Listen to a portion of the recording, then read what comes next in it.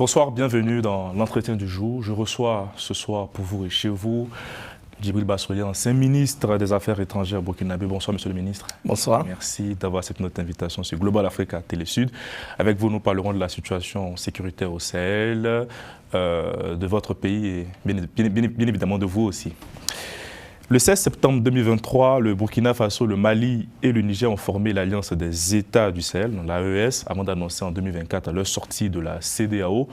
Comment sommes-nous arrivés là? Comment vous avez accueilli cette nouvelle? Alors, la création de l'Alliance des États pour le Sahel, qui s'est fondée sur l'Iptako Gourma, devrait, à mon avis, constituer un cadre, excusez-moi, un cadre pour consolider la paix. Donc, la création de l'Alliance en elle-même n'est pas un problème, au contraire, parce qu'il existait avant l'AES l'organisation appelée Autorité du Liptako Gourma, qui avait pour objectif d'accroître le développement dans cette région particulière du Sahel. Le problème est que l'AES a décidé de quitter la CEDEAO, donc de tourner le dos aux acquis de l'intégration économique que la CEDEAO avait pu réaliser. Et ensuite, je constate que les trois États de l'AES entretiennent avec leurs voisins des relations conflictuelles difficiles. On en parlera tout à l'heure. D'accord, voilà. Et donc, dans ces conditions-là, dans une dynamique aussi conflictuelle, je ne pense pas que l'AES puisse constituer ce cadre de construction de la paix qu'on peut espérer. Le nouveau président de la République du Sénégal, Bassirou Diomaye Faye, était en tournée à Bamako, à Ouagadougou, pour essayer de ramener ses pairs à la maison. Est-ce que vous croyez que cette mission est-elle possible aujourd'hui? Est-ce que le dialogue peut être renoué avec ces différents membres de l'AES? C'est souhaitable en tout cas. Moi, je pense que, ça c'est mon avis, hein, le fait d'avoir quitté la CEDEAO correspondait simplement à la volonté de ces pouvoirs-là d'échapper aux exigences de la CEDEAO en matière de retour à l'ordre constitutionnel normal, en matière d'organisation des élections. Ils ont, et on l'a bien vu pour le cas du Burkina en tout cas, ils ont l'intention de se maintenir au pouvoir. Donc les exigences de la CEDEAO ne leur conviennent pas du tout. Et je crois savoir que c'est l'unique raison pour laquelle ils ont quitté la CEDEAO. Mais tout seuls, les trois États tout seuls, ne pourront pas réaliser l'intégration économique. Je dois rappeler que les performances de la CEDEAO en tant qu'organisation régionale d'intégration sont saluées et reconnues à travers le monde. Donc, faire cavalier seul et surtout dans un esprit conflictuel, ne pourra pas bénéficier aux populations. Je souhaite en tout cas que les efforts du nouveau président du Sénégal puissent porter ses fruits et que finalement, au moins les relations ne soient plus conflictuelles. Mais vous qui avez été ancien ministre des Affaires étrangères, qui connaissez très bien cette institution, est-ce que vous ne pensez pas que la CEDEAO aussi n'est pas totalement immaculée? Est-ce qu'elle ne doit pas faire son mea culpa aussi? Est-ce qu'il ne faut pas engager des réformes? Certainement, il y a besoin, dans la vie d'une institution comme la CEDEAO, il y a besoin de réformer en permanence, il y a besoin de s'adapter en permanence aux réalités. Mais pour le cas présent, les tensions qui sont survenues, et qu'il y a eu une instabilité institutionnelle. Vous me direz que c'est suite aux crises sécuritaires que ces pays ont connues. Mais ce sont les coups d'État, la gestion des coups d'État, qui a amené la CEDEAO à montrer quelques lacunes, quelques insuffisances, en particulier cette menace d'intervenir militairement au Niger. Évidemment, pour moi, ça, ce n'était pas la meilleure chose à faire. Mais qu'à cela ne tienne, je pense qu'on ne peut pas jeter le bébé avec l'eau du bain. Justement, parce qu'il y a aussi souvent un deux poids, deux mesures. On accuse la CEDEAO de valider certains coups d'État dits antidémocratiques, dits constitutionnels, avec les troisième mandats qui sont contestés dans la rue et acceptés par les pairs. Et non. Donc, vous voyez que souvent ce discours... Non, vous ne pouvez pas mettre sur un même plan. C'est un peu les revendications qui remontent dans la rue. Hein. Oui, les entorses à la vie démocratique avec les putschs militaires. Moi, je fais bien la différence entre ce qui peut apparaître même comme des coups d'État constitutionnels, qui se font en fait au mépris du fonctionnement régulier des institutions, d'avec la prise de pouvoir par un groupe de militaires avec les armes. Ça, c'est complètement différent. Alors, en plus, alors, si c'est pour instituer une dictature sanglante, comme dans certains cas, là, vraiment, non, on peut pas. C'est vrai, il y a des efforts à faire pour parfaire la démocratie, pour parfaire le fonctionnement des institutions dans les différents pays. Et de toute façon, pour obtenir l'adhésion des peuples. Ça, c'est sûr. Au niveau de la CEDEAO, aussi bien qu'au niveau des pays pris individuellement. Mais de là à accepter que le coup d'État, le putsch militaire perpétré par un groupe de militaires en armes équivale à une entorse à la démocratie quand même.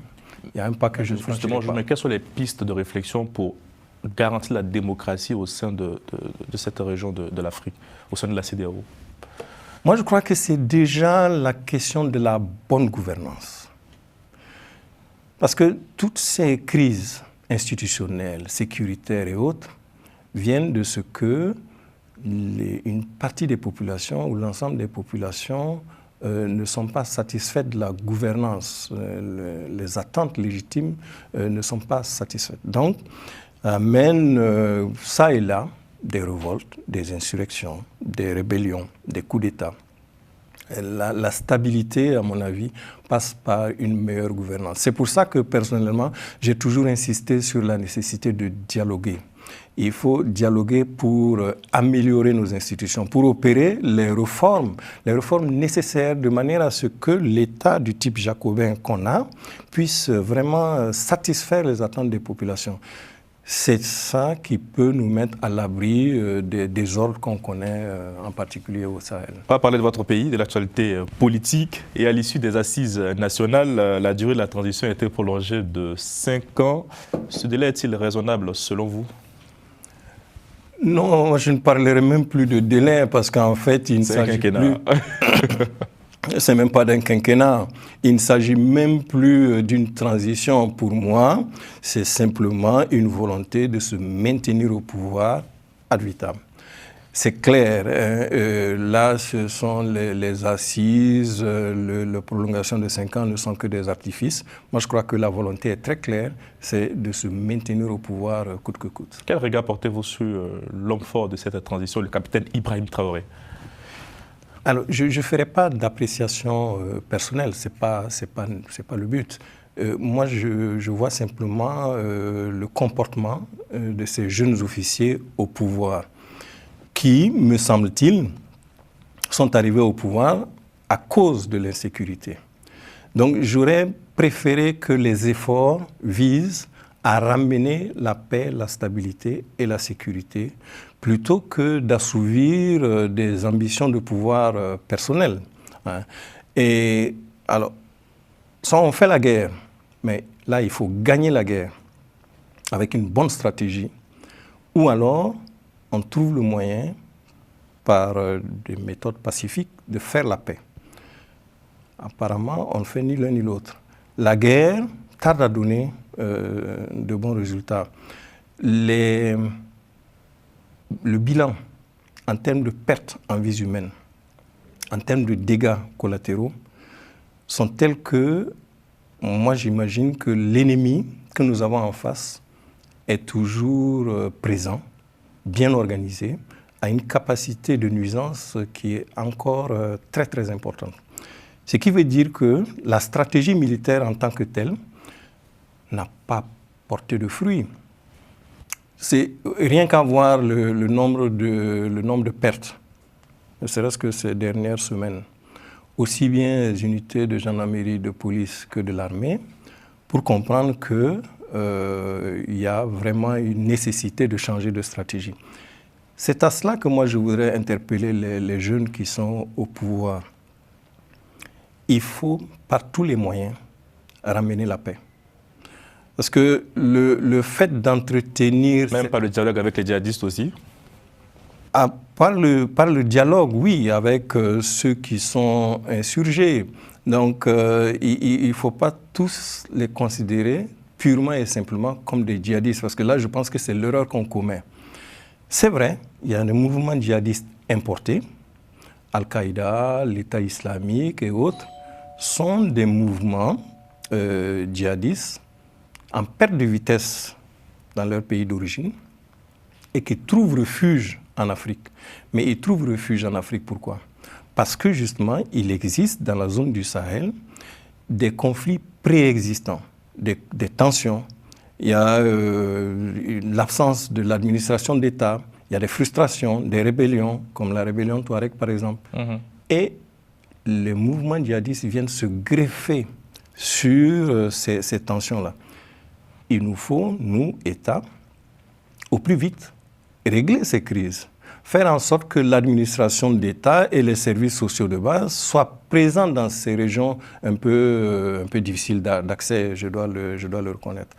C'est par cela, et s'il faut faire des réformes pour y arriver, il faut le faire. S'il faut dialoguer avec les populations, les Touaregs, les Peuls, pourquoi pas? Au contraire, à mon avis, il faut que ce cadre de dialogue-là permette de surmonter les difficultés de manière à ce que les djihadistes n'aient plus d'emprise sur ces régions. Est-ce que vous pensez que l'opération en Libye pour enlever le président Kadhafi en 2011 a été l'élément déclencheur du terrorisme au Sahel, vous qui étiez en poste à ce moment-là? Non, pas l'élément déclencheur. Le départ de Kadhafi a favorisé cette espèce de circulation anarchique des armes et des combattants. Mais je dois reconnaître que même du temps de Kadhafi, les conflits existaient. Le conflit Touareg, par exemple, existait déjà à cette époque. Aujourd'hui, c'est vrai, les difficultés que connaissent la Libye, mais il faut aussi voir à côté le Soudan. Les difficultés que connaissent le Soudan aujourd'hui ne vont certainement pas favoriser la résolution pacifique de l'ensemble de ces crises-là dans la région du Sahel. Revenons au Burkina où plusieurs personnalités politiques et civiles sont enlevées, interpellées ces dernières semaines. Le dernier en date, le célèbre avocat Guy Hervé Kam, accusé, je cite, de complot contre la sûreté de l'État. Comment interprétez-vous ces agissements? Est-ce que on assiste à un signe de fébrilité de l'exécutif burkinabé aujourd'hui? Et de fébrilité, je ne sais pas. Mais en tous les cas, les enlèvements, les éliminations physiques, les tueries de masse par ailleurs, ne sont pas pour renforcer la cohésion nationale dont on a tant besoin. Et ensuite, je suis bien placé pour vous le dire, cet acharnement judiciaire, cette espèce d'instrumentalisation de la justice militaire contre des politiques, des leaders d'opinion, n'est pas une excellente chose. Aujourd'hui, ce qui nous est arrivé à nous arrive aussi à certains responsables politiques. Je ne crois pas qu'en agissant de la sorte, on crée la confiance et la cohésion nécessaires pour faire face à l'ennemi commun qui est le phénomène djihadiste. Il y a aujourd'hui une violation massive des droits fondamentaux, des libertés individuelles qui ne peut pas aider à la stabilisation. En janvier 2023, le Burkina Faso a annoncé la fin de l'opération Sabre. Est-ce que vous regrettez le départ des forces françaises au Burkina et plus largement, est-ce que vous regrettez l'explosion du G5 Sahel? Oui, bon, c'est clair que en matière de lutte contre le terrorisme, la coopération internationale, la coopération avec les partenaires est toujours très utile. Qu'on revise tel ou tel accord, ce n'est pas tellement le problème. Moi, je pense qu'il faut de toute façon avoir avec l'ensemble des pays partenaires, il faut avoir de bonnes relations. qu'on ne veuille plus que les soldats français soient physiquement présents au Sahel ou dans tel ou tel pays, je peux comprendre ça. C'est normal. Mais ne pas pour autant entretenir avec la France des relations conflictuelles. C'est ça, on n'en a pas besoin. Avec l'Occident d'une manière générale, c'est ça, on n'en a pas besoin. Et la jeune se tourne désormais vers la Russie avec la présence de Wagner. D'abord, pensez-vous que c'est la meilleure solution pour lutter contre le terrorisme en faisant appel à un groupe paramilitaire? Ah non, certainement pas. Certainement pas. Moi, je suis de ceux qui pensent que la solution doit être une solution africaine. Nous devons trouver, et pour faire la guerre, et pour dialoguer, des formules africaines. Je ne crois pas qu'il faille changer de tutelle, quitter la tutelle soi-disant de l'Occident pour aller se placer sous la tutelle de la Russie. Qu'on ait une coopération militaire avec la Russie, tout à fait normal, en matière d'armement, d'équipement, d'entraînement, je trouve ça tout à fait normal. Mais pour autant, on ne peut pas confier notre sort à un pays, à la Russie. Croire que la Russie fera beaucoup mieux que l'Occident, que la Russie nous sera plus utile dans le cadre de la lutte contre le terrorisme que l'Occident, ça c'est une erreur. Quand vous voyez les drapeaux russes dans les rues de Ouaga, est-ce que vous comprenez cette fascination pour le maître du Kremlin? Probablement, bon, alors on met de côté la propagande et la manipulation. Peut-être que des populations de bonne foi peuvent penser que la Russie, en tant que puissance qui tient tête à l'Occident, peut faire mieux, peut nous apporter mieux. Mais je ne crois pas d'abord que ce soit par la guerre que nous allons pouvoir trouver des solutions de paix durables.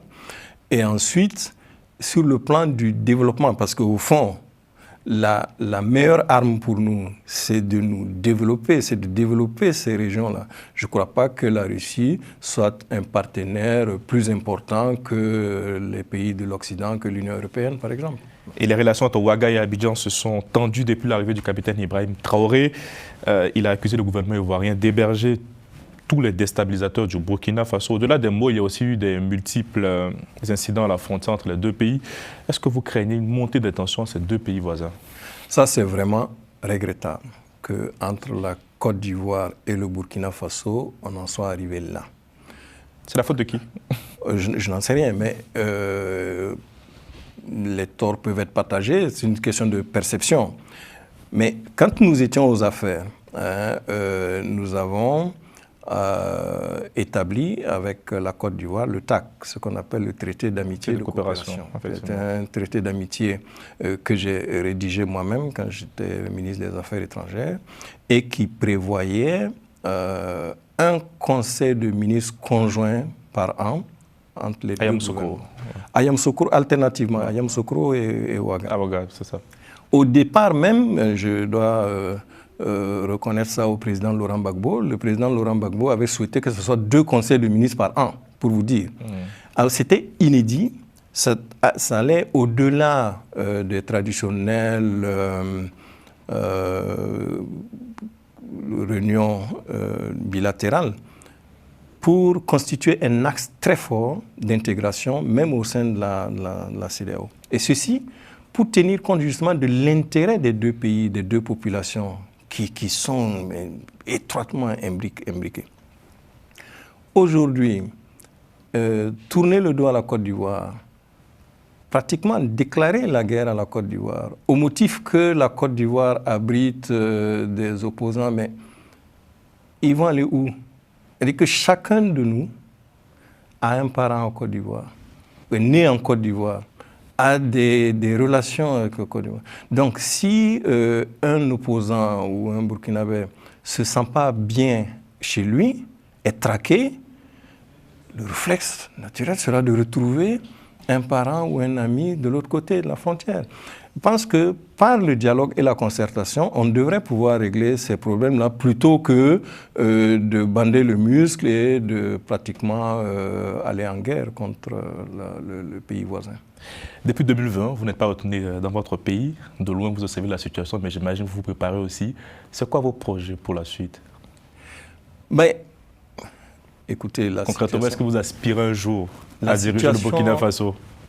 La situation d'ensemble est tellement catastrophique que mon sort personnel dans tout ça n'est pas le plus préoccupant. Évidemment, j'aspire à me rendre utile, c'est clair. J'entreprends des démarches pour me rendre utile, surtout dans le domaine de la résolution des crises et des conflits. Par rapport à mon retour au pays, j'ai été condamné par le même tribunal militaire. Oui, à 10 ans de prison. Ouais. Interjeté appel. Jusqu'à présent, cet appel est resté lettre morte. Moi, ce que je souhaite, c'est que une vraie justice indépendante puisse pouvoir statuer sur mon cas. On verra bien si le petit coup de fil que le camarade Guillaume Soro m'a passé vaut d'être accusé de trahison. Donc, vous réaffirmez aujourd'hui que toutes ces accusations sont fausses? Ah oui, absolument. Elle n'avait pour seul objectif que de m'écarter de la compétition présidentielle. Merci beaucoup, monsieur le ministre. Merci à vos chers téléspectateurs. Je vous donne rendez-vous très bientôt pour un nouveau numéro de l'entretien du jour.